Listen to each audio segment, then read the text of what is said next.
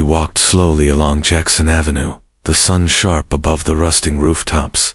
In his right hand, a folded American flag. In his left, a small paper bag, just a sandwich and a bottle of water. His coat was old, military green, the buttons dulled by decades.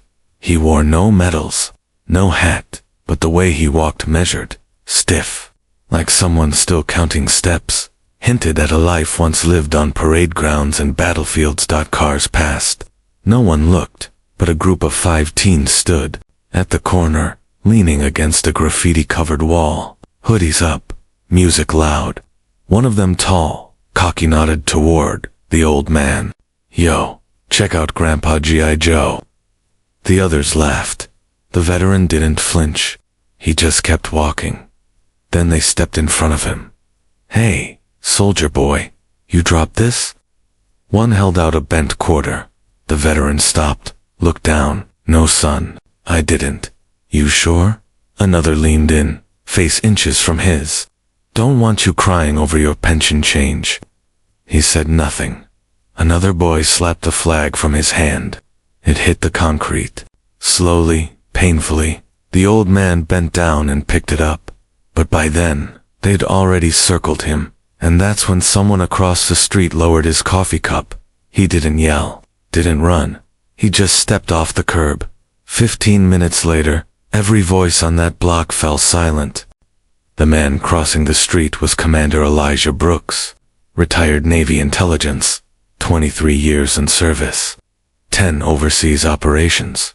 A face unknown to the public, but one whispered about in corridors of power. Elijah had lived in that neighborhood for 6 months.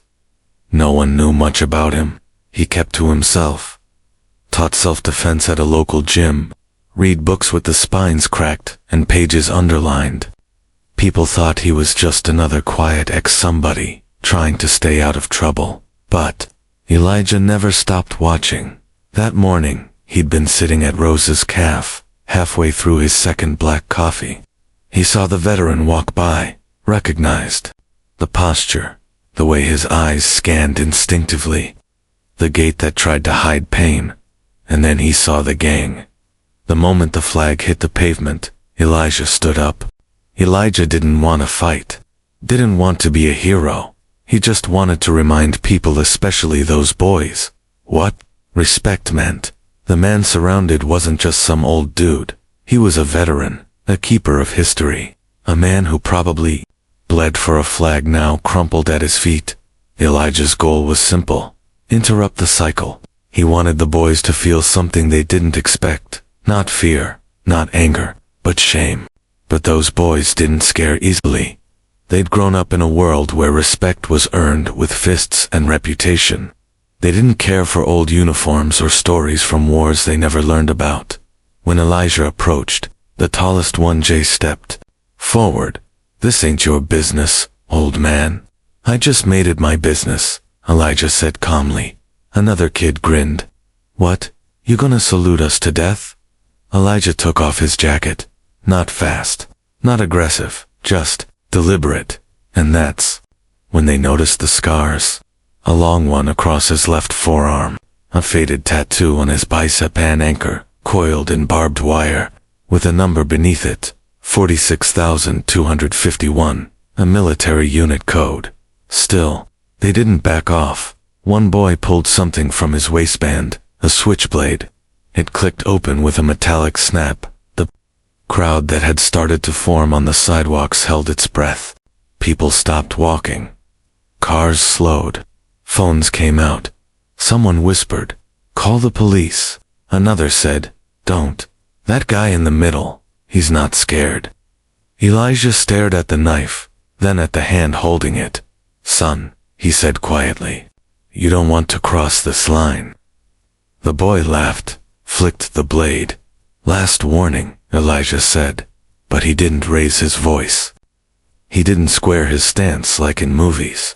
He just looked at the boy with the calm of someone who'd already lived through hell and made peace with it. The boy lunged. That's when Elijah moved. One swift step, a twist of the wrist. The knife clattered to the ground. The boy was on one knee, gasping, his arm pinned behind his back. 3 more moved in, but Elijah didn't fight with fists. He used angles, momentum, precision. One went down with a knee to the gut. Another tripped backward into a trash can. The third hesitated just long enough for the old man in the middle to finally speak. The veteran's voice wasn't loud, but it cut through the noise like a drill sergeant's bark. "Stand down." Everyone froze. Even Elijah, the veteran, lifted the flag. Dust streaked its red stripes. His fingers were shaking, but his back was straighter now. "I fought so boys like you could be stupid without dying for it," he said. "But I'm done watching you disgrace yourselves." Elijah stepped back, giving the old man the space he'd earned. "My name is Sergeant Arthur Mays," the veteran said. "2nd Infantry, Korea, Vietnam, 4 tours, Bronze Star, Purple Heart." He pointed to the crumpled paper bag on the sidewalk. "I came here to eat my sandwich in peace. That's all." Then he turned and started walking away. It was Jace, the leader, who moved first. He picked up the bag, jogged after Arthur, and held it out without a word. Arthur took it. Didn't thank him. Didn't need to. Then Jace turned back and said something no one expected. "I didn't know." And Elijah, from the sidewalk, replied, "Now you do." That's when the street went silent. Not out of fear, not because someone shouted, but because something shifted. A gang had been brought to its knees, not by violence, but by presence, by a truth none of them could argue with. But the internet doesn't care for nuance. A video was uploaded. It showed the knife, the scuffle, the gang members falling, the old man walking away. The caption, "Old dude gets jumped, Rambo wannabe goes wild." It spread fast. People argued. He used excessive force. The old guy was staged. Fake medals, fake drama.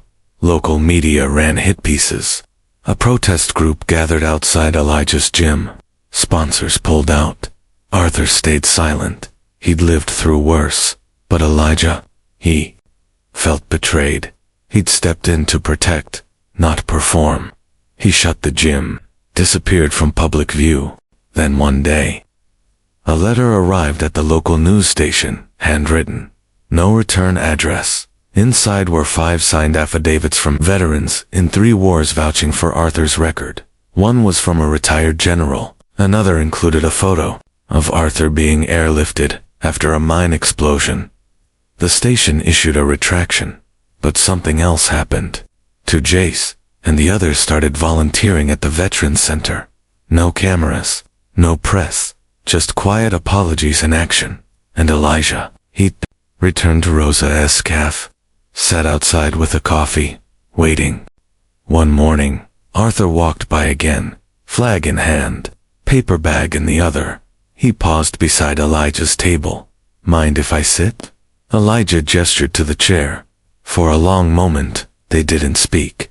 Then Arthur said, "You didn't salute." Elijah smiled. "Didn't need to." Arthur nodded. "Fair." They shared the sandwich. The flag rested gently on the table between them, and across the street, Jace and his crew swept the sidewalk. Today, Jackson Avenue is different. A mural stands where the gang once stood. It shows an elderly man holding a flag. A younger man beside him, hands behind his back. The caption reads, "Respect isn't taught, it's witnessed."